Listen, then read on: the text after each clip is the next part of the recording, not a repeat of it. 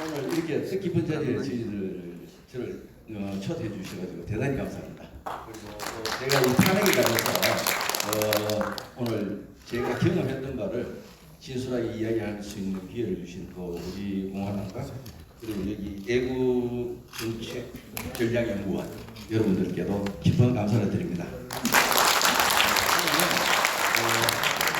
앉아서 좀 하도록 하겠습니다.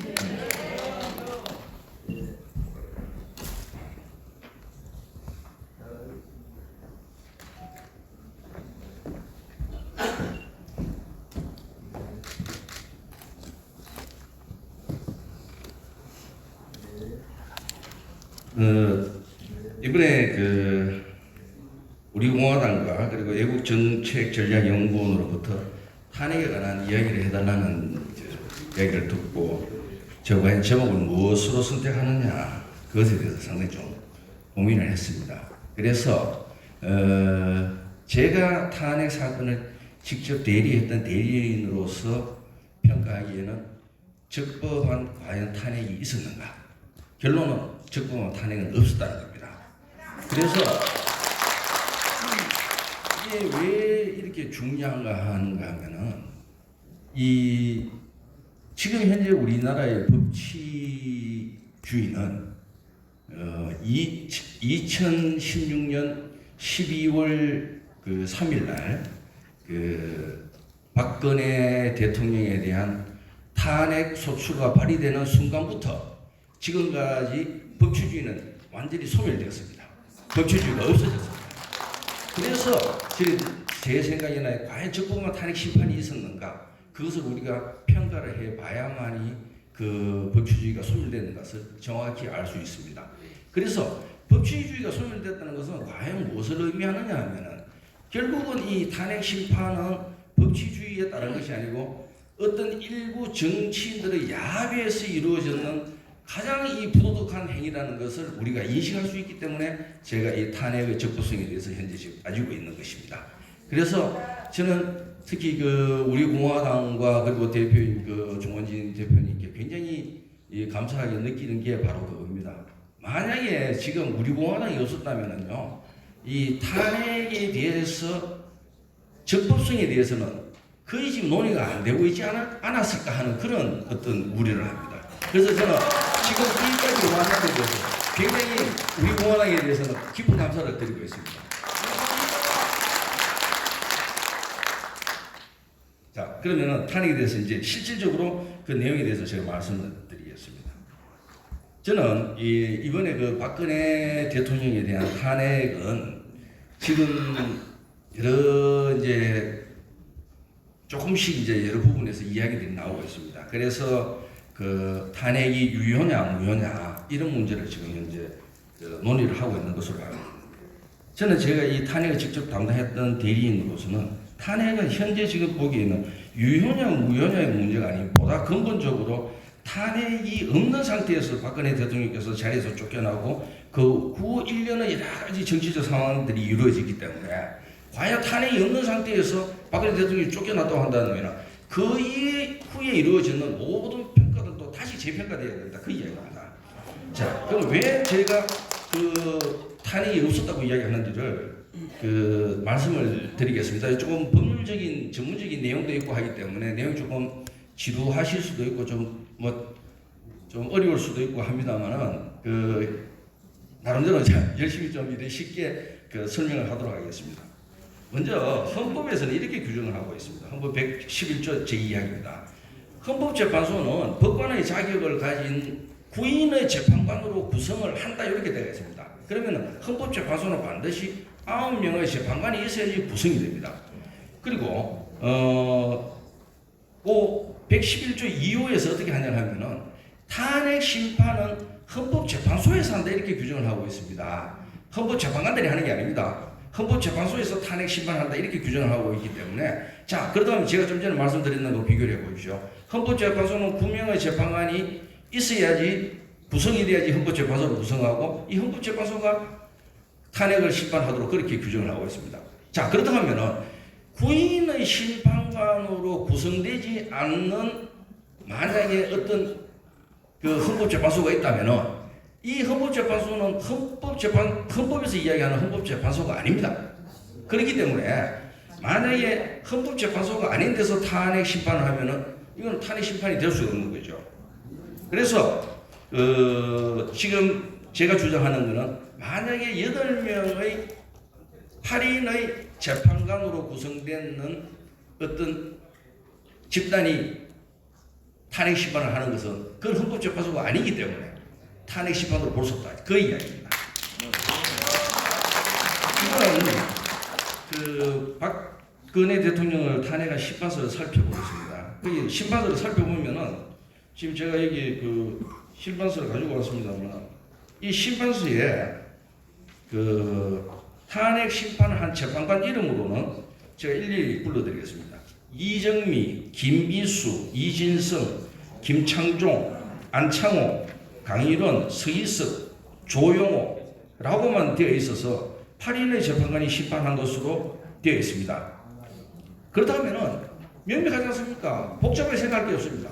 8인의 재판관으로 구성된 것은 제가 아까 전에 말씀드렸듯이 헌법재판소가 아닌데 그렇다면 이 사람들은 이 8명의 재판관들이 자기들이 그냥 임의적으로 재판했는 거지 이 헌법재판소의 재판관 헌법재판소의 탄핵 심판으로 볼 수 없다. 지금 그 내용인 것입니다. 그래서 저는 변론에서 이렇게 이제 강력히 이 주장을 그 헌법재판소 심판 과정에서 제일 강력하게 이제 주장했는 그 대리인은 제하고 황승욱 대리인하고 둘입니다. 다른 이 둘이서 이제 그 주장을 했는데 지금 제가 이제 이렇게 법정에서 막 이야기를 했습니다. 지금 왜 8인의 재판관인데 왜 자꾸 재판을 진행을 하시냐? 지금 구인이 안 되지 않냐? 그럼 재판을 중단을 하시오. 중단을 하셔야 되는 겁니다. 그래야지 헌법이 맞다. 이렇게 이야기를 하니까 헌법재판소에서는 이 판결문을 어떻게 판단했느냐 이렇게 했습니다. 헌법과 헌법재판소법은 재판관 중 결혼이 발생한 경우에도 헌법재판소의 헌법수호 기능이 중단되지 않도록 7인 이상의 재판관이 출석하면 사건을 심리하고 결정할 수 있음을 분명히 하고 있으므로 8인의 재판관으로 탄핵 심판을 심리하고 결정하는데 헌법과 법률상 아무런 문제가 없다. 이렇게 판단했습니다. 이 심판관에. 그런데 이 내용을 언뜻 보면 맞는 것 같습니다. 왜냐하면 헌법재판소법에 7인 이상이면 사건을 심리할 수 있다. 이렇게 규정이 되어 있습니다. 그런데 이러한 헌법재판소의 판결서에 적었는 것은 명백히 허위사실입니다. 왜 허위사실이면 제가 말씀드리면 헌법 어디에도 7인 이상이 출석하면 사건을 심리하고 결정할 수 있다는 규정이 헌법에는 없습니다. 그리고 그거는 헌법재판소들도 자기들도 인정을 하고 있습니다. 다만 그 헌법재판소 이 8인의 재판관들이 했는 이유가 헌법 그 재판소법 제113조 그 규정에 따르면은 헌법재판소 23조 1항 규정에 따르면은 재판부는 헌법재판관 7인의 출석으로 사건을 심리한다. 이렇게 규정을 하고 있습니다. 그런데 지금 자세히 한번 보십시오. 제가 좀 전에 말씀드렸는 거하고 어떤 문제가 있느냐 하면은 이 판결서에서는 7인 이상이 되면은 뭐냐 하면은 그 사건을 심리하고 결정할 수 있다. 이렇게 되어 있죠. 그리고 자기들이 틀림없이 이야기했지 않습니까? 헌법과 헌법재판소법에 규정을 하고 있다고. 그런데 헌법재판소법에는 어떻게 규정을 하고 있느냐 하면은 7인 이상의 경우에 사건을 심리할 수 있도록만 규정을 하고 있지 결정을 할 수 없도록 되어 있습니다. 그렇다면 이 판결문 자체가 스스로 이걸 거짓을 지금 허위의 결정을 해놓은 내용들입니다. 법을 이렇게 자기 스스로 법 규정에도 없는 내용을 법에서 이렇게 규정하고 있다고 해서 이렇게 거짓으로 지금 판결 이유를 설치했습니다. 그래서 저는 이게 헌법재판소라는 헌법기관에서부터 이 법치주의가 타개된다. 지금 그 내용입니다. 그렇다면 얘는 뭐겠습니까? 결국 이 탄핵이라는 건 정치적 야합밖에 더 있겠습니까? 그래서 저는 지금 현재 정치 그 현실에 있어서 탄핵의 강을 넘어가자 이런 부분은 결국은 어떤 이야기냐 하면은 우리는 지금 법치주의를 넘어가자는 그런 이야기밖에 안 됩니다. 어떻게 우리가 지금 법치주의를 양보를 하고 우리가 자유를 쟁취할 수 있고 지금 현재 우리의 국가의 정통성을 유지할 수 있겠습니까? 그래서 저는 이거는 말이 안 되는 이야기입니다. 그래서 저는 이 헌법재판소법 자체 헌법재판소가 스스로가 판결문에서 허위의 거짓말을 하고 있다. 그래서 이제 그 이야기를 하고 있고 여기서 이제 더더욱이 이제 저희들이 도저히 관가하고 못 넘어갈 그 사실이 있습니다. 그거는 이제 지금까지 언론에서도 한 번도 나온 적도 없고 누구든지 이야기를 못 했는 이야기인데 저는 요 사실을 분명히 헌법재판소의 마지막 변론에서 직접 법정에서 했는 이야기입니다. 이 어떤 내용이냐 하면은 헌법재판소에서는 지금 제가 좀 전에 지적했는 그러니까 8인이나 7인의 재판관으로 사건을 심리할 수 있는 게 과연 적법하냐 아니냐에 대해서 1년 전에 그거에 대한 판단을 했는 재판이 있습니다. 그게 뭐냐면 2016년 헌마 퇴임 재판관 후임자 선출 부작위 위헌 확인에 관하여 청구인이 공정한 재판을 받을 권리를 침해당한 것으로 볼 수 있는지에 대한 판결을 한 내용이 있습니다. 이 판결에 있어서 지금 박한철 재판관과 이정미 재판관과 김민수 재판관과 이진성 재판관은 어떻게 이야기를 하고 있느냐 하면은 판결문을 다 읽으면 많기 때문에 요약해서 이야기를 말씀을 드리겠습니다. 재판관이 한 명이나 두 명 공석이 된 상태에서 심리 및 결정에서는 재판관 정원이라고 이야기해요. 정해진 인원인 구인의 전원의 견해가 빠짐없이 반영되는 것이 아니 되게 되므로 헌법재판 청구인들의 공정한 재판을 받을 권리를 침해한다 할 것이다. 이렇게 해가지고 이 4명의 재판관이 헌법재판관이 한두 명이 고리가 되는 상태의 심리 결정은 공정한 재판을 받을 권리를 침해해서 위법하라는 판결을 이 대통령 탄핵 심판 한 1년 전에 다른 사건에서 판결을 한 사실이 있습니다. 자, 그러면 한번 생각해 보십시오. 이 사건 탄핵 심판에서 이제 우리가 한번 살펴보겠습니다. 제가 좀 전에 4명의 이름을 불러드렸는데요. 그 중에 3명, 그러니까 이정미 재판관과 김민수 재판관과 이준성 재판관은 스스로 재판관이 한 명이라도 거리된 상태에서 하는 것은 공정한 재판이 아니다 이렇게 스스로 판단했지 않습니까? 그죠? 그런데 이 3명은 이번에 어떤 판결을 했느냐 하면은 좀 전에 이야기했지 않습니까? 8인이 재판할 수 있다 이렇게 해서 자기들의 법에 관한 양심을 바꾼 사람들입니다. 이 3명은.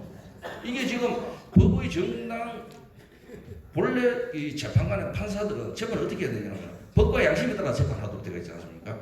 제가 보기에는 법은 이미 위배됐고 이 3명은 양심조차도 저버렸다. 저는 그렇게 보는 겁니다. 그래서 이게 이제 탄핵을 하려고 하면은 6명의 찬성이 있어야 됩니다. 6명의. 탄핵 심의 6명이. 그럼 잘 보십시오.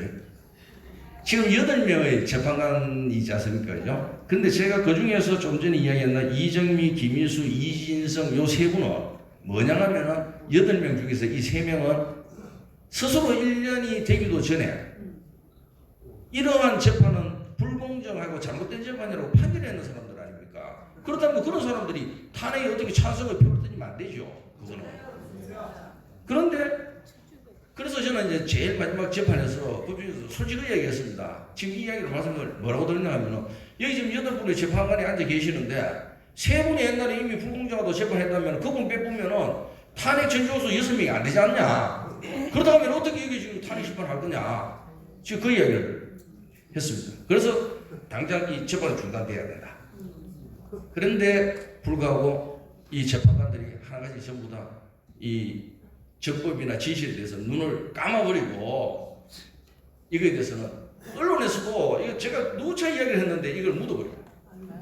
그래서 결국은 8명이 탄핵이 적법하다 이렇게 이제 결정이 되는 겁니다. 자 이제 제 말씀을 들으니까 이 탄핵 심판을 그 정상적인 심판으로 볼 수 있겠습니까 이게? 아닙니다. 이거는 안 되는 겁니다. 이게. 사람을 한번 보십시오. 사람의 머리가 있고 가슴이 있고 뭐 이래 몸통이 있고 다리가 있고 이래 이거 그래야 사람을 할 거 아닙니까? 그죠? 마찬가지로 판결과 마찬가지입니다. 판결은 제일 중요한 게 일단은 외형적인 형식을 갖춰야 됩니다. 근데 이 형식조차도 못 갖춘 걸 가지고 판결서라고 들이밀고 예? 멀쩡한 대통령을 쫓아내고 그 다음에 절차 진행했다. 참 문제 저는 이걸 온 국민이 저희들은 바로 알아야 된다 그렇게 생각합니다. 자 그러면은 지금 이제 한번 생각해 봅시다. 지금 이런 상태에서 그러면 이런 말도 안 되는 심판서가 존재를 한다. 그럼 이거 어떻게 바로잡을 건가 하는 문제가 남지 않습니까? 이거 바로잡아야 될 거 아닙니까? 그래서 지금 이제 외부에서는 이제 하는 이야기가 이제 뭐 탄핵이 무효니까 뭐 재심을 제기하자 뭐 이런 이야기들도 나오고 막 그렇습니다만은 저는 제가 보기에는 탄핵에 대해서는 재심을 제기할 정도도 되지 않습니다. 재심이라는 것은 형식적인 재판은 존재를 하는데 그 내용이 들어가 보니까 너무 잘못됐더라. 그래 가서 재판 다시 해달라는 건데 지금 제가 말씀드렸듯이 형식적인 재판 판결서 자체가 없는 거 아닙니까? 그렇다면은 이 재판은 뭐냐 하면은 그겁니다. 국회에서 탄핵 소추를 했는 상태가 지금 그대로 진행되는 겁니다. 지금 아직도 판결이 없는 겁니다. 쉽게 이야기해서. 판결이 없으면 어떡하겠습니까? 소추했는 게 국회 아닙니까죠? 그럼 국회에서는 지금이라도 헌법재판소에다가 대고 이 판결을 해달라고 해야 됩니다. 9명의 재판관이 왜 당신들은 지금 심리만을 해놓고 소추를 받았으면은 결정을 내려줘야지 왜 안 내려주느냐. 그래서 지금이라도 이 결정을 내려달라는 청구를 다시 해야 됩니다. 그걸 소추를 다시 하는 게 아니고 이미 진행되는 절차에서 판결 선고를 다시 해달라는 청구가 있습니다. 법률적으로 이제 할 수 있는 그게 뭐냐면 이제 저희들 전문 용어로는 그 선고 기일 지정 신청이라고 있습니다. 그 기일 지정 신청을 하면 되는 겁니다. 그래서 그 이날 선고 기일 지정 신청을 할 수 있는 이게 이제 2명이 있습니다. 권한이. 물론 저희들 대리인들 할 수 있습니다. 저희들 대리인들은 할 수는 있는데 그 하려고 하면은 이제 대통령님의 결심이 있어야 되겠죠. 저희들 대리인이니까. 그리고 또 나머지 한 명이 누구냐 하면은 저희들 반대쪽에 있는 그 탄핵소추위원입니다. 탄핵소추위원은 누가 담당을 하고 있느냐? 우리나라 법에서는 그 법사위원장이 하도록 되어 있습니다. 그렇다면은 법사위원장이 지금이라도 제가 보기에는 법사위원장이 소추를 했지 않습니까? 탄핵소추를 했으면은 자기는 이 탄핵소추의 결론이 심판 결정서를 받아야 될 거 아닙니까? 그렇다면은 지금이라도 그 국회 법사위원장이 뭐냐면은 이 탄핵 심판에 대하여 변론 기일 지정 신청을 하고 그 다음에 선고 기일 지정 신청을 해서 결정을 지금이라도 받아라. 저는 그 주장 내용입니다. 그래서 만약에 그걸 안 하는 것은 자신의 책무를 임무를 해태하는 것으로 볼 수밖에 없습니다. 그래서 저희들은 언젠가나 이 문제가 거론이 될 겁니다. 결국은. 물론 뭐 대부분은 재심 사유로 뭐 하자는 이야기들도 많이 나오겠지만 탄핵은 어차피 이거는 말도 안 되는 내용 아닙니까? 근데 저는 제가 보기에는 법률적으로는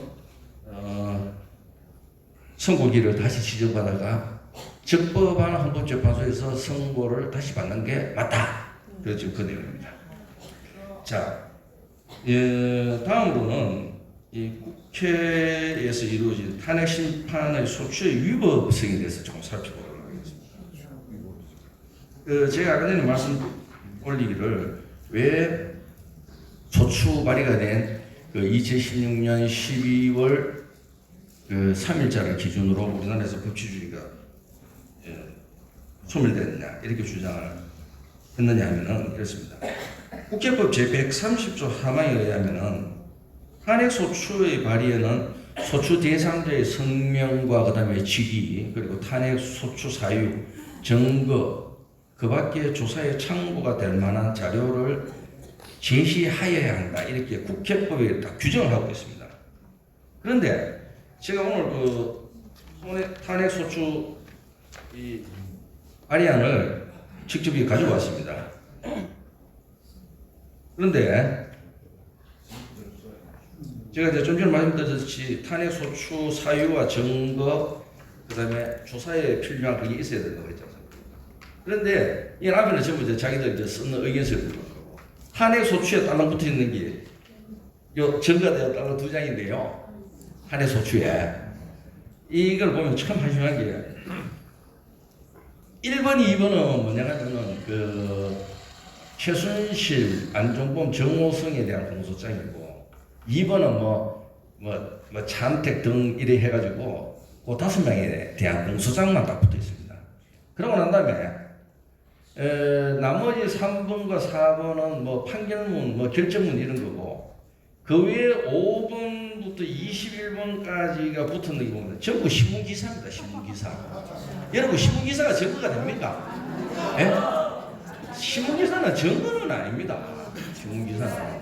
그거는 신문에서 자신들이 기자분들이 나름대로 취재를 해가지고 있었던 여러 가지 그거지.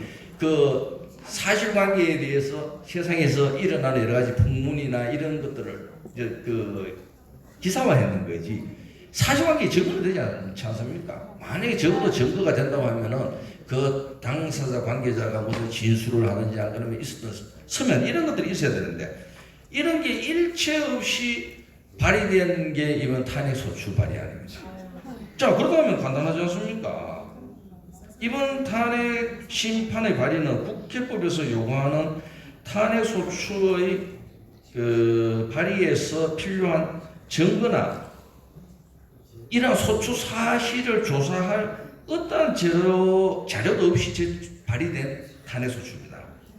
그래서 그렇다면은 국회에서 이 발의된 소추 발의안 자체가 위법하게 발의된 것입니다. 그리고 더더욱이 그 탄핵 소추 사유와 동일한 내용에 대해서는 이미 그 당시에 여야 합의에 따라 국회에서 국정조사가 진행되고 있었습니다. 그리고 양당 추천의 특별검사에 의한 수사도 진행 중에 있었기 때문에 실제 국회의 국정조사와 특검의 수사를 통해서 사실을 얼마든지 밝힐 수 있었고 그리고 탄핵소추는 마땅히 그러한 사실관계가 규명된 후에 최소한 국회에서 발의된 탄핵소추의 객관성을 담보할 수 있는 정도가 됐을 때 소추가 발의가 돼야지 국회법에 부합하는 법률에 부합하는 발의가 되는 것입니다. 그리고 발의가 자체가 부적법했을 뿐만 아니고 중간에 그 이제 발의 후에 결정이 12월 9일 날 이제 결정이 나지 않습니까? 12월 3일 날 발의가 돼가 9일 날 결정되는데 그 사유에서 국회 130조 1항에서는 그 법사위 조사 절차를 거치도록 되어 있습니다. 그런데 이런 법사위의 조사 절차가 거쳤습니다. 자, 그렇다면 한번 생각해 보십시오. 발의에도 아무런 증거가 없이 발의가 되고 발의 후에도 법사위 조사도 없었고 그리고 표결 12월 9일 날 표결 과정에 토론도 없었고 그런 상태에서 탄핵소추 의결이 이루어졌습니다. 그렇다면 이건 뭡니까? 이거는 결국은 정치적 야합 말고는 설명이 안 됩니다. 네, 정치적 야합에 따라서 이게 이루어진 것이지 이게 어떻게 국회에서 국회에서 요구하는 정보가 있고 조사가 있고 국회 사실 규명 이렇게 이루어지는 것이 아니지 않습니까? 그리고 더더욱이 헌법재판소법에서는 이렇게 규정하고 있습니다. 만약에 탄핵 심판의 경우에는 피청구인에 대한 탄핵 심판 청구와 동일한 사유로 형사소송이 진행 중인 경우에는 재판부는 이 탄핵 심판 절차를 정지하도록 그렇게 규정을 하고 있습니다. 탄핵 심판. 그런데 이게 이제 왜 이런 걸 규정을 해놨냐면 이렇습니다. 형사소송 절차가 진행 중인데 탄핵이 제기가 되면은 나중에 그걸 두 사건의 탄핵은 탄핵대로 진행하고 형사소송대로 진행이 돼가지고 만약에 사실관계가 달라질 수 있지 않습니까? 형사소송에서는 무죄 판결이 났는데 탄핵에서는 유죄가 난다든가 이런 경우들이 있단 말입니다. 그래서 그게 헌법재판소법에는 보면은 심판 절차를 정지할 수 있다 이렇게 규정을 하고 있는데 이 사건을 가만히 보면은요, 지금 제가 좀 전에 보여드렸지 않습니까? 공소장이 이미 그 최순실 등에 대해서 있었고 했기 때문에 이 사건 관련해가지고 한 5건의 형사소송 절차가 진행 중에 있었습니다. 그러다 보면은 이 헌법재판소 규정에서는 물론 할 수 있다고 이렇게 되어 있지만 실질적으로 이런 거는 엄격한 기술적으로 판단을 해야 돼요, 법률적으로. 그러다 보면은 5건의 이 형사소송 절차가 탄핵 소추에서 지금 발의된 이 내용과 똑같은 내용입니다. 왜냐하면 그렇지 않습니까? 제가 좀 전에 보여드린 이 공소장을 갖다 여기 붙여가지고 만들어 놓은 건데 또 동일한 내용이죠. 그렇다면 당연히 헌법재판소에서 탄핵 절차를 그때 중지를 했어야 됩니다. 그런데 이것도 중지를 안 했단 말이에요. 그래서 결국은 제가 보기에는 탄핵 심판은 소추 절차에서부터 헌법과 국회법을 위헌하고 위법했을 뿐만 아니고 이러한 위헌 위법한 탄핵 소추 자체에 대해서는 탄핵 심판은 이거 사실상 뭐 기각 정도가 아니고 각하를 했어야 됩니다. 그래서 제가 첫날 이제 그 변론에 나섰을 때도 저는 헌법재판소에서 각하를 주장했습니다. 이거는 심리 대상이 안 된다. 각하를 해야 돼. 근데 결국은 헌법재판소는 이걸 국회의사 절차의 자율권 범준이기 때문에 헌법재판소에서는 심판 안 하겠다 지금 그런 내용으로 해서 의무적 넘어갔습니다. 이 판결서에 보면. 그렇지만 모든 그 자율권이라는 거는요, 이 법에서는 완전히 자기 멋대로 하는 게 자율권이 아닙니다. 적법한 절차의 범위 내에서 그거에서 어떤 재량의 범위 내에서 이루어졌느냐, 이루어졌을 때 그걸 자율권의 범위 내라고 하지. 이거 가지고 쌍거리 무시하는 거를 자율권이라 할 수 없거든요. 저는 뭐 여담입니다만 이번 대통령의 그 검찰 인사도 마찬가지 아닙니까? 권한을 가지고 있다고 막 할 수 있습니까? 안 되지 않습니까? 그거는 인사라는 건 원칙에 맞춰서 이루어져야 되는 거지. 내가 인사권이라고 다 맞동하면 우리나라에서 뭐 지금 그렇지 않습니까? 회사에서 인사부당하게 당했다고 소송 막 제기하고 그다음에 공무원들도 인사부당하게 당해도 소송 막 제기하지 않습니까? 그게 존재할 수가 없지 않습니까? 인사권자가 했는데도 왜 따지느냐? 이렇게 지금 한국의 지금 법치가 다 무너지고 있어요. 굉장히 가슴 아프고 있습니다. 자, 이제 이 절차에 대한 여러 가지 문제였고요. 다음은 이제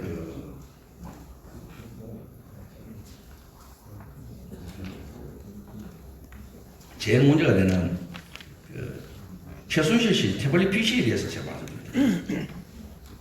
이 사건 탄핵 소추 및 심판의 단초, 그러니까 소위 말해가지고 막 촛불, 저는 뭐 촛불 사태라고 이야기를 하죠. 촛불 사태가 막 벌어지고 막 하고 했는 게, 무엇보다도 최순실, 그러니까 개명에는 최소원입니다.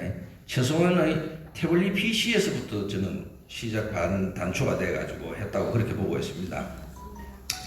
그래서 이 태블릿 PC에 대해서는 JTBC에서 입수해서 보도도 하였고, 그리고 이 PC가 서울중앙지방검찰청 특별수사본부 임기에 대해 수사가 진행되었습니다. 그래서 이 태블릿 PC에 대해서 처음 탄핵 소추가 된 후에 재판이 진행되면서 태블릿 PC에서 출력한 문건이라 해가지고 47건의 문건을 소추가 아닌 별도로 이제 그 재판 과정에서 문서를 정부로 제출을 합니다. 그래서 이제 저희 대리인으로서는 당연히 이 문서가 그러면은 진짜 태블릿 PC에서 나왔는 게 맞는지 아니면 그 태블릿 PC는 정당한 게 맞는지 그걸 우리가 밝혀봐야지 제출되는 문서를 판단할 수 있을 거 아닙니까? 증거라는 게 아무리 소추 국회에서 그냥 이거 태블릿 PC에서 나왔으니까 이거 당신들 보시고 이것대로 따라 하시고 하면 안 되는 거 아닙니까? 그래서 저는 이제 뭘 했냐 하면은 자, 당신들이 지금 이 사본을 정부로 제출하려고 하면은 태블릿 PC 원본 태블릿 PC를 가지고 와라. 그러면 우리는 그 태블릿 PC를 보고 그럼 이 증거에 대해서 쓸 건지 말 건지에 대한 우리 의견을 주겠다. 그래서 이제 이야기가 이제 시작이 되는 겁니다. 특히 헌법재판소법에서도 이렇게 되어 있습니다. 탄핵 심판이 있는 경우에는 절차를 따로 안 정해놓고 형사소송법에 따르도록 그렇게 규정을 하고 있습니다.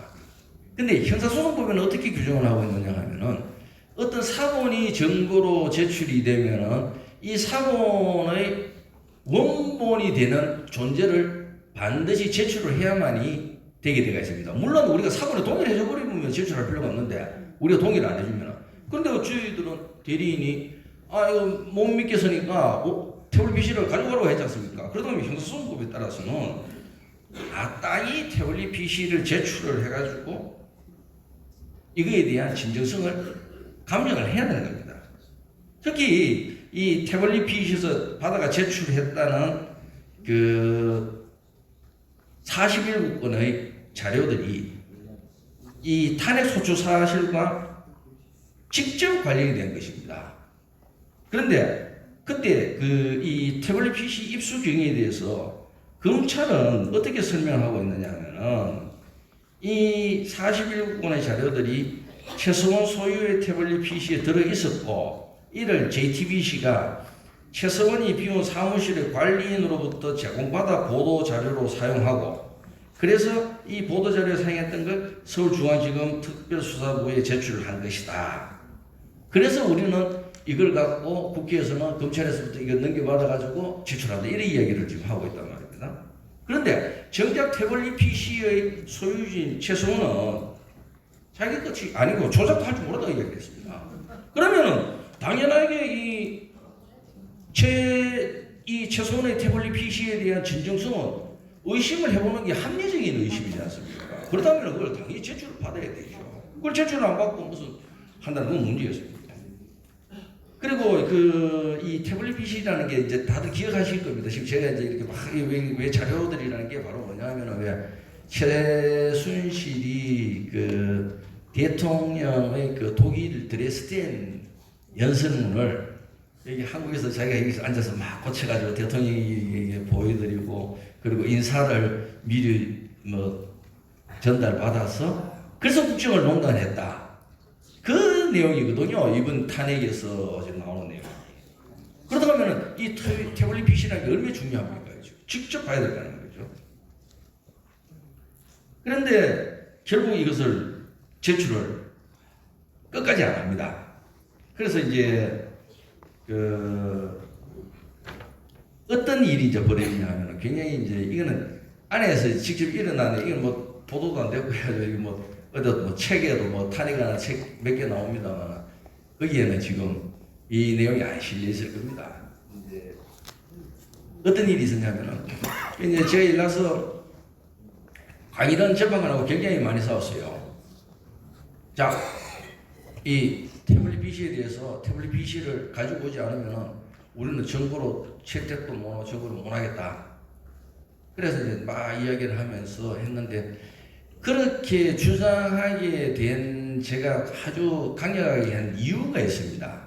제가 그냥 막연하게 그때 태블릿 PC가 진짜가 맞니 안 맞니 이런 내용이 아니고요. 이 47건의 문건을 처음 한번 검토를 해봤어요. 제가 본의 아니게 우리 곽성문 전 의원님으로부터 좀 칭찬도 받았는데 정말 이 전체 기록이 한 4만 페이지가 넘습니다. 전부 하나씩 훑어가지고 정리를 다 해가지고 있거든요. 그 중에서 어떤 게 있느냐, 이 47건의 문건 중에서 무슨 문건이 들어있느냐 하면은 이명박 대통령의 국무회의 자료가 설장에 딱 들어가 있어요. 자, 그러면 한번 생각해 보십시오. 최소한의 태블릿 PC가 이명박 대통령의 국무회의 자료가 왜 들어있습니까? 예? 국무회의 자료 설장이 가리게 이게 이제 이 소위 말하는 불순물이라는 겁니다. 증거에 있어서. 그러면은 제가 그걸 보고 느꼈는 게 이거는 결국 어떤 식으로든 이 점검물은 어떻게 훼손됐을 수가 있겠다 하는 생각 때문에 계속 그렇게 태블릿 PC를 제출할 것을 요청을 했던 겁니다. 그런데 끝까지 제출을 안 해요. 그래서 이제 막 재판관하고 굉장히 싸웠거든요. 이거 왜 제출 안 받냐? 이거 소득보증. 그러니까 소추출에서 어떻게 해버리냐 아십니까 이걸? 예. 어떻게 하냐면은 좋다. 이 41조건에 대해서 그렇게 문제를 삼으니까 우리가 41조 다시 철회를 가져가겠다 증거로. 가져가 버릴 겁니다. 증거를 안 쓰겠다. 증거 안 쓰면 그러면 태블릿 피싱을 당신들 좀 증거 필요 없는 거 아니냐? 그래가지고 가져가겠다 해가지고 결국 이 41조는 증거로 제출 안 합니다. 안 하고 뭐냐면은 태블릿 PC도 제출 안 합니다. 그러면서 뭐냐면은 41건건 중에서 제가 의문시했던 그 3건 삭제입니다. 빼고 나머지 44건을 전부 새로 제출합니다. 이게 말이 되는 겁니까 이게? 그래서 44건을 전부 제출하면서 그러면은 이걸 이제 정부를 하겠다. 그래서 이제 그 이야기가 이제 되니까 저는 이제 뭐를 주장을 했느냐 하면은 형사소송법의 증거는 그렇게 간단한 내용이 아니다. 막 넣었다 뺐다 할 수 있는 게 아니고, 그리고 형사소송법에는 이 들어보시겠지만 독수독가 원칙이라는 게 있습니다. 증거법에. 그러니까 소위 말해가지고 오염된 증거에서 계속 후에 나오는 증거는 뒤에 증거까지 다 못 쓰는 게 우리나라에서 법률에서 그는 형사소송법이 정해진 법칙입니다. 우리나라뿐만 아니고 자유민주 국가에서 다 그렇게 하고 있습니다. 공산주의에서는 물론 그렇게 안 하겠지만. 그래서 그러면은 저기서 44건을 제출하면서 이제 정보를 하겠다. 그래 이야기를 하니까 제 이야기는 뭐냐면은 그것도 안 된다. 이 44건으로부터 비롯돼서 뒤에 제출되는 증거도 다 증거에서 철회를 해라. 증거를 못 쓴다. 그래서 그걸 이제 법정에서 제가 이제 강일원 재판관하고 직접 이제 막 그걸 서서 이제 막 싸우면서 했던 이야기가 그렇게 싸우니까 그 강일원 재판관이 아주 재밌는 그 해답을 내놓습니다. 뭐라고 하냐면 이렇게 이야기합니다. 법에서는 형사소송법 절차를 준용하라고 되어 있지만 탄핵 심판은 형사소송법만 준용되는 게 아니고 징계 절차이기 때문에 독수독가 원칙을 적용을 못한다. 그래서 우리는 심리를 하겠다 해서 그 후에 계속 심리가 이루어져요. 그래서 결국 지금 그 후에 이루어졌는 증거들은 제일 기본적으로는 태블릿 PC에서 41건에서 다시 또 철회됐다가 다시 막 나온 44건에서 계속 거기에서부터 다 연유대가 나오는 증거들입니다. 사실상. 그런데 자 이렇게 보면은 사실상 제일 엄격하게 이루어져야 될 거 아니겠습니까? 탄핵이라는 거는 대통령의 직무 기간 전에 임기를 종료를 시키고 대통령을 쫓아내고 이런 아주 국가에서 가장 중차대한 일인데 이거에 대해서 어떻게 이렇게 증거에 대해서 징계 절차라는 내용을 내셔가지고 이렇게 함부로 판단하는 저는 그거에 대해서 지금 아직 도저히 한국에서 제대로 그러면은 재판관들이나 이런 사람들이 법치에 대한 인식이 있는가 아직도 지금까지도 의문으로 생각하고 있습니다. 자, 다음에는 탄핵 소추 사유에 대해서 말씀드리겠습니다. 사실 박근혜 대통령의 탄핵 사유로서는 이 소추안부터 해가지고 결정까지 보면은 헌법 및 법률 위반으로 17개 사항이 이제 소추 의결이 되었습니다. 거기에 보면은 소추 사항 중에서 헌법재판소 스스로가 이거는 탄핵 사유가 되지 않는다고 판단했는 게 거의 대부분입니다. 17개 사항 중에서 17개 사항 중에서 이제 들었던 게 보면은 공무원 임명권을 남용했다. 게 있었습니다. 근데 이 공무원 임명권 그때 뭐 문체부하고 막 이런 이야기 뭐 차관하고 이래 막 임명했다는 거 아닙니까? 이거는 뭐냐면은 탄핵 소추 사유가 아니다 이렇게 헌법재판소도 판단을 했습니다. 하고 그다음에 이제 그 세계일보 사장 교체권과 관련해가 언론 자유를 침해했다 하나 이 부분도 사유가 안 된다. 그리고 세월호와 관련해가지고 그 생명권 보호 의무를 저버렸다는 이 내용에 대해서도 탄핵 사유가 안 된다. 또 그리고 그 박근혜 대통령이 그 직무를 수행하는데 불성실하게 했다. 적극적으로 하지 않고 뭐 했다. 그것도 탄핵 소추 사유가 안 된다. 이렇게 다 판단을 했습니다. 그러면은 결국 탄핵 소추 사유로 인정했는 거는 결국은 최순실 관련되는 부분만 탄핵 소추 사유로 삼은 겁니다. 인정했는 내용에 보면은. 자, 그러면은 그 중에서 탄핵 소추 사유에 최순실과 관련된 것도 사실상 이 모든 거의 대부분이 무엇과 관련이 되느냐 하면은 미르재단하고 K스포츠 재단과 관련되는 내용입니다. 이게 이제 결국 돈을 각출하고 여기에 임원진이나 아니면은 중요 인물을 최순실의 이야기를 듣고 대통령이 임명을 해가 국정을 농단해가지고 그 내용입니다.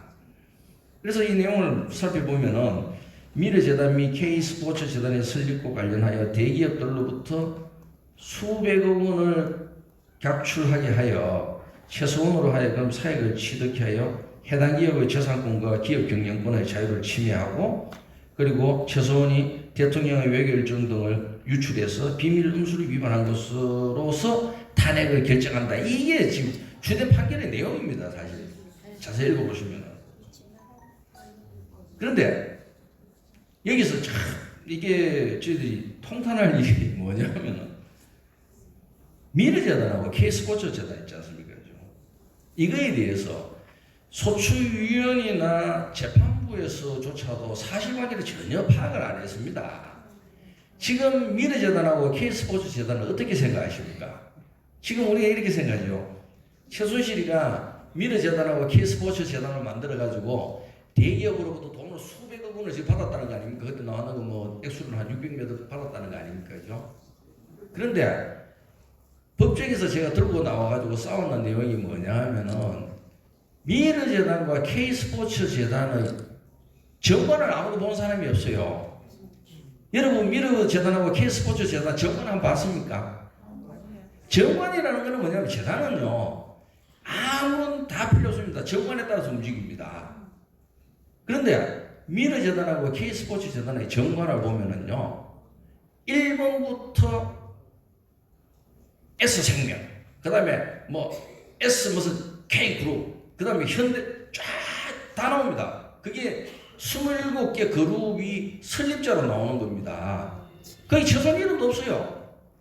그러면은 미르재단과 K스포츠 재단의 설립자가 돈 낸 사람이 설립을 했는 걸로 재단이 명시가 되어 있습니다.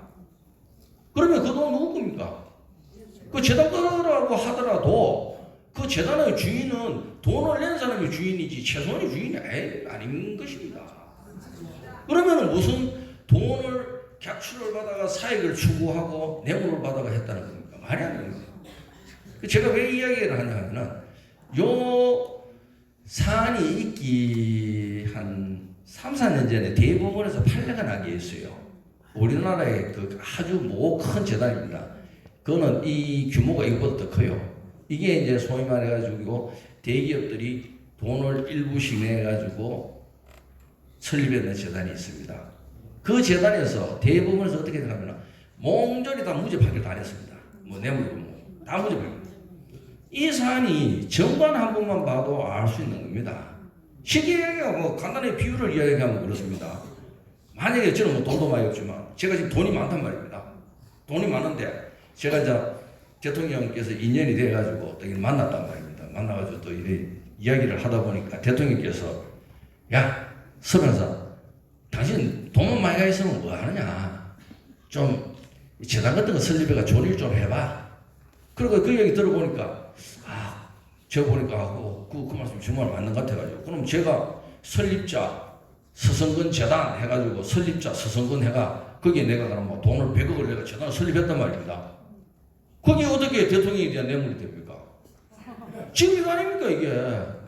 그러면은 복잡하게 생각할 것이 어떤 사실을 타인을 공격을 하고 더군다나 형사적으로 책임을 묻고 하려고 하면은요 그 탄생의 기본이 되는 재단의 정관 용도는 파악을 하고 했어야 되는데 그런 거 아니겠습니까?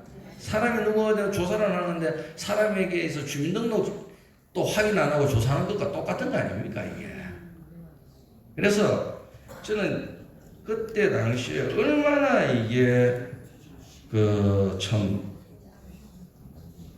막 거의 마녀사냥식으로 이루어졌다 이런 겁니다. 결국 당시 보면은 이 대기업들이 공동으로 그때 박근혜 대통령께서 아주 강조했던 게 문화융성하고 창조경제였지 않습니까? 그래 문화융성하고 창조 경제라는 정책 기조에 대기업들이 자발적으로 동조를 한 겁니다. 동조를 뭐 어떻게 동조를 했는데 그게 좋아서 했든지 우리가 저게 좀 해야 되든지 그래서 각자가 자신들이 설립자로 재단을 만들어서 대통령의 정책을 도와준 겁니다. 근데 이게 갑자기 이게 무슨 뇌물이 되고 이게 돈을 강제로 마치 뺏어가지고 했다는 식으로 이렇게 통합된 거 아닙니까? 그래서 저는 이 관계에 소위 말해가지고 정권 하나조차도 제대로 검토를 안 하고 발의를 하고 재판이 진행됐다. 이거는 결국 이 탄핵 소추 자체가 처음부터 법은 완전히 무시하고 그렇게 볼 수밖에 없었던 것입니다. 자, 그 다음에 이제 드릴 말씀은 이 사건 심리 절차에 있어서 아주 이제 굉장히 이 소홀히 됐던 점에 대해서 지금 제가 좀 말씀드리고 싶은데 지금까지만 제가 드리는 말씀만 말씀만 보더라도 이 재판이 참 엉터리지요. 이렇게 발의 자체도 엉터리고. 그러니까 저는 지금 이 탄핵 건너고 묻고 이거 말이 안 되는 겁니다. 왜냐하면 그때 당시에 탄핵소추 발의에 동조하고 의결을 했는 정치인들은요. 이게 지금 적법한 게 아니고 정치적인 야합이기 때문에 정치적 책임을 져야 됩니다. 그거에 대해서. 그리고 고해성사를 해야 됩니다. 왜 그런 자기가 지금 있어 이걸 퍼먹고 가려고 합니까? 말이 안 되는 겁니다. 더더욱이 이제 지금 막 그렇게 막 정치적 야합으로 이루어지다 보니까 막 제가 좀 전에 말씀드렸듯이 막 그 정관도 한번 쳐다보지도 않고 자기들끼리 멋대로 막 결정하고 막 지금 엉망 아닙니까, 그죠? 그런데 그거는 이제 정치인들 간의 야합이었고 이 사건 심판 절차상의 이면을 조금 말씀드리겠습니다. 이거는 저 혼자 드리는 이야기가 아니고 그 4만 페이지의 기록 안에 들어보면 나오는 이야기입니다. 그렇기 때문에 이제 그냥 이 탄핵 재판만 봐가지고 나올 수 있는 이야기인데요. 이건 좀 복잡하기 때문에 제가 좀 적어와서 좀 이래 말씀드릴게요. 이 사건은 결국은 이제 소위 말해가지고 이제 최순실 게이트에서부터 시작됐지 않습니까, 그죠? 그런데 이 최순실 게이트가 발생되게 된 안초에는요. 지금 절로 언론에도 나오지도 않고 하는 김모 씨 일당이 있습니다. 이 김모 씨 일당 등이 소위 말해가지고 최서원 그리고 고모 씨, 차모 씨 등의 대화를 불법으로 녹취를 해가지고 녹취를 해줍니다. 이 녹취를 해가지고 이 녹취를 전 언론인이면서 정당의 정치인인 이모 씨에게 전달을 했고 그리고 이 불법 녹취는 어떻게 이루어지느냐 하면은 김모라는 일당이 있습니다. 요 사람이 뭐를 하느냐 하면 그걸 합니다. 사람들 위장 취업을 시켜요. 최순실의 그 왜 소위 말해가지고 그 있잖아요, 의상실에. 그래서 1년 동안 막 샅샅이 모든 걸 다 그걸 하는 겁니다. 이 녹취를 떠는 거예요.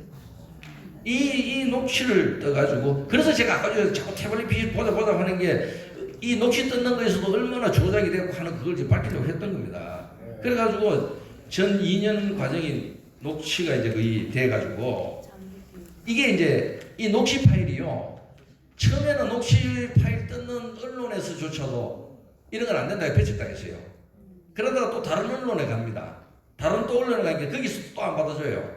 어디 이런 쓰레기 같은 거 가지고 이래 했더니. 그러다가 마지막에 JTBC 터지는 거 아닙니까? 그래서 이게 정처도 없고 소유자도 불분명한 태블릿 PC들로 나타날 것입니다. 그래서 저는 이제 이 재판 진행을 하면서 지금 뭐 시간 많이 됐습니다. 간단히 좀 이제 마무리 쪽으로 하겠습니다. 그래서 저는 재판 과정에서 뭘 주장했느냐 하면은, 이 지금 태블릿 PC가 지금 여기까지 오게 된 경위에서 지금 기록에 보면 요런 일당들이 요런 짓을 했는 거 기록이 나타나 있지 않냐, 지금 재판부에서 보기에. 그러면은 이 사람들에 대해서 직접 그러면은 정의 신문을 하자. 정의를 신문을 해가. 이게 과연 어떻게 당신들. 그런데 재판부에서는 뭐냐? 정의 못 받아준다. 재판 우리는 빨리 해야 되겠으니까. 왜냐면 시간으로는 자기들 불리하잖아요. 국민의 그때 막 이제 태극기 무대에서 막 헌법재판소 앞에서도 막 그걸 이야기 이제 막 여러 가지 이야기들이 나오고 국민의 이제 올바른 소리들이 나오기 시작했는 거 아닙니까? 아까 전에 영상에 보니까 굉장히 가슴 아픈 일들도 저희 그때 있었습니다. 재판방 마치고 나오고 있는데. 그런데 재판부에서 이걸 안 받아준 겁니다. 안 받아줘가지고 결국은 어떻게 하냐면은 이것 때문에 굉장히 싸웠거든요. 그러니까 결국은 녹취 파일로만 그러면은 제출을 해라. 녹취 파일로 자기들끼리 일방적으로 녹음했는 건데 그거 뭐 받아가지고 무슨 의미가 있습니까? 그거는 우리가 이미 수사기록상에서도 녹취 파일을 봤는데. 그래서 했는데도 결국 이러한 심리 없이 이루어졌다. 그래서 결국 이 사안을 살펴보면은요, 일부 그 협작권 양아치들의 업무에 국회가 정치적으로 그때 당시에 반대통령 세력이 다수가 있었습니다. 그 사람들이. 그 사람들 연합해서, 정치적 세력들이 연합해서 정치적으로 대통령 임기 전에 내줬고, 이를 이용해서 각 정치인들이 자기의 그 이익을 도모하기 위해 가지고 결국 탄핵이라는 어떠한 이걸 도구를 이용한 것입니다.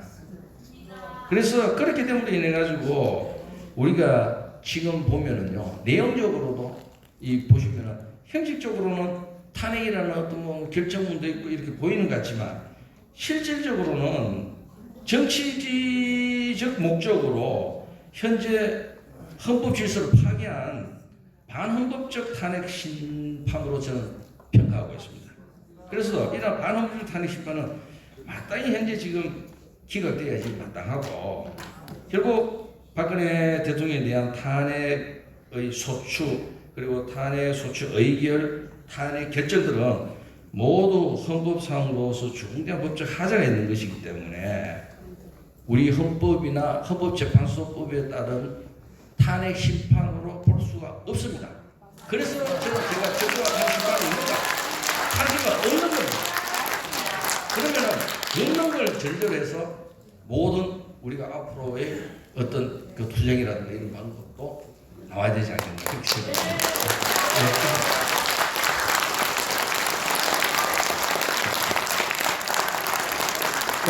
이 시간에 재미없는 얘기 들어주신다고 해요. 감사합니다. 혹시 그 궁금하신 게 있으면은